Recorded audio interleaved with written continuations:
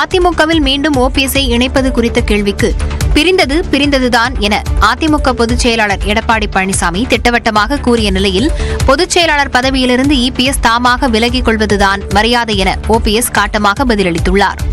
இணைவதற்குரிய ஒளிவட்டம் தெரிகிறது, உறுதியாக நடக்கும். அவர் எப்ப வேணும் பேசிட்டே தான் இருக்கிறாரு.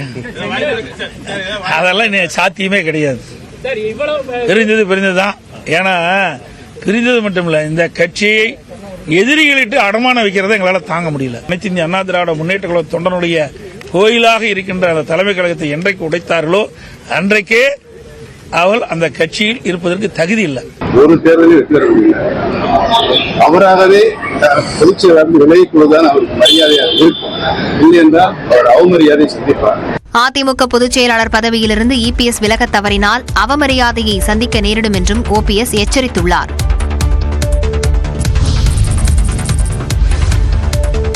பத்தாம் வகுப்பு பொதுத் தேர்வு எழுதும் மாற்றுத்திறனாளி மாணவர்களுக்கு பல்வேறு சலுகைகள் வழங்கப்பட்டுள்ளதாக அமைச்சர் அன்பில் மகேஷ் தெரிவித்துள்ளார். இது தொடர்பான அவரது செய்தி அறிக்கையில், நடப்பு கல்வியாண்டிற்கான 10ஆம் வகுப்பு பொதுத் தேர்வு வெள்ளிக்கிழமை தொடங்கி ஏப்ரல் 15ஆம் தேதி வரை நடைபெற இருப்பதாகவும், இதில் 12,487 பள்ளிகளைச் சேர்ந்த 4,46,471 மாணவர்கள், 4,40,499 மாணவிகள், 25,841 தனித்தேர்வர்கள் மற்றும் 273 சிறைவாசி தேர்வர்கள் பங்கேற்று தேர்வு எழுத இருப்பதாக தெரிவித்துள்ளார். மேலும் 15,729 மாற்றுத்திறனாளி மாணவர்களுக்கும் மொழிப்பாட விலக்கு, சொல்வதை எழுதுபவர் தேர்வு எழுத கூடுதலாக 1 மணி நேரம் உள்ளிட்ட சலுகைகள் வழங்கப்பட்டு.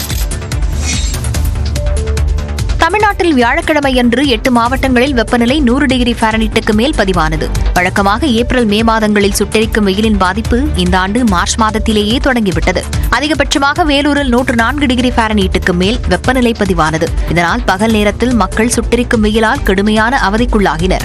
வெயிலோட தாக்கம் ரொம்ப கடுமையா இருக்கு. ரொம்பவும் வேக்காடா இருக்குது.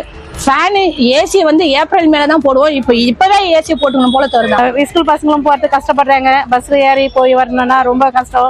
Exam time. இதற்கடுத்தபடியாக திருப்பத்தூர், கரூர், பரமத்தியில் தலா 102 டிகிரி ஃபாரன்ஹீட் வெப்பம் பதிவானது.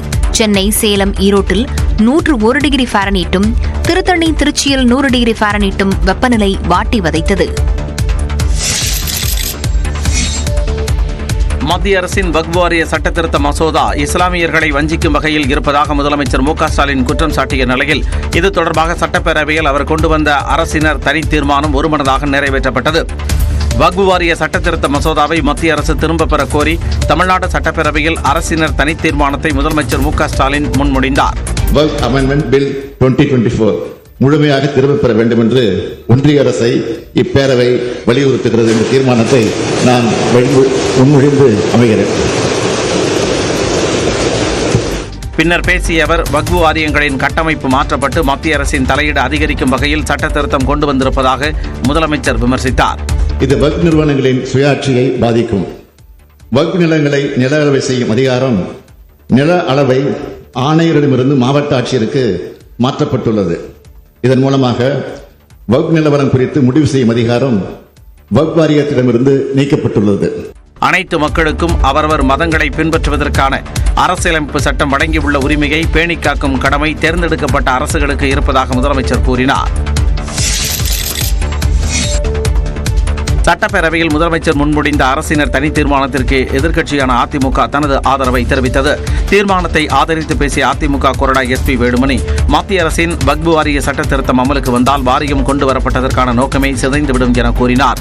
மத்திய அரசு சிறுபான்மை மக்களின் உணர்வுகளை மதித்து நாடாளுமன்றத்தில் தாக்கல் செய்யப்பட்ட வக்ஃப் வாரிய சட்ட திருத்த மசோதாவை கைவிட வேண்டும் என வலியுறுத்தி மாண்புமிகு முதலமைச்சர் அவர்கள் கொண்டு வந்த தீர்மானத்தை அனைத்து இந்திய அண்ணா திராவிட முன்னேற்ற கழகம் சார்பில் ஆதரிக்கிறேன். பின்னர் பேசிய முதலமைச்சர் மு க ஸ்டாலின் தீர்மானத்திற்கு அதிமுக வரவேற்பு அளித்ததற்கு நன்றி தெரிவித்தார்.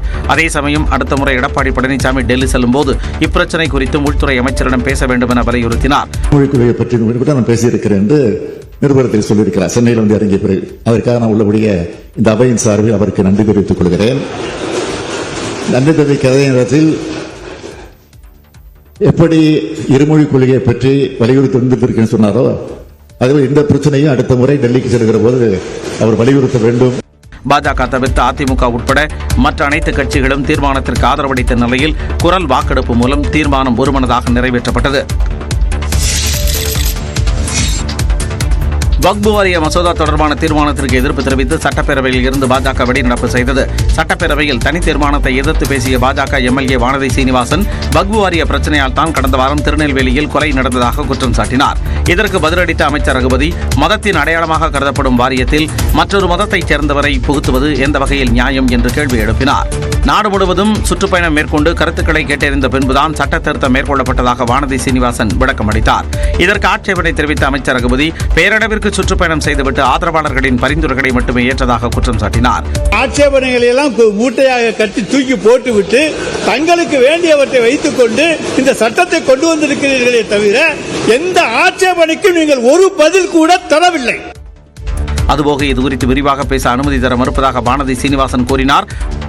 ஒவ்வொரு விஷயத்திற்கும் தனித்தனியாக சமூக நீதி, ஒட்டுமொத்தமாக இன்க்ளூசிவ் இதெல்லாம் பதில் சொல்வதற்கு எனக்கு நேரம் நீங்கள் கொடுத்தீர்கள் என்றால் நல்லா இருக்கும். ஆனா தீர்மானத்தில் பேசுறதை நீங்க வழக்கம் போல ஆதரித்து அல்லது எதிர்த்து பேசுங்கன்னு சொல்லுவீங்க. உடனடியாக அவர் எவ்வளவு நேரம் வேண்டுமானாலும் பேச சபாநாயகர் அனுமதிக்க வேண்டும் என முதலமைச்சர் கேட்டுக்கொண்டார். எங்களுடைய நாடாளுமன்ற உறுப்பினர் ராஜா அவர்களையும் அப்துல்லா அவர்களையும் பேசவே விடவில்லை. அவங்க கொடுத்த எதிர்ப்பை கூட பதிவு செய்யல. இப்போ நாம கொண்டு வந்திருக்கக்கூடிய இந்த சட்டத்தை பேசுவதற்கு அதிகமாக இப்போது பாரதிய ஜனதா கட்சியை சார்ந்த வானதி சீனிவாசன் அவர்களுக்கு தான் அதிக வாய்ப்பு கொடுத்திருக்கிறது. இன்னும் எவ்வளவு நேரம் பேச வேண்டுமானாலும் சபாநாயகர் அனுமதிக்க வேண்டும் என்று நான் பணிவோடு கேட்டுக் கொள்கிறேன். ஏனால் இது ஜனநாயகம். இதனை ஏற்காமல் பாஜக எம்எல்ஏக்கள் அவையில் இருந்து வெளிநடப்பு செய்தனர்.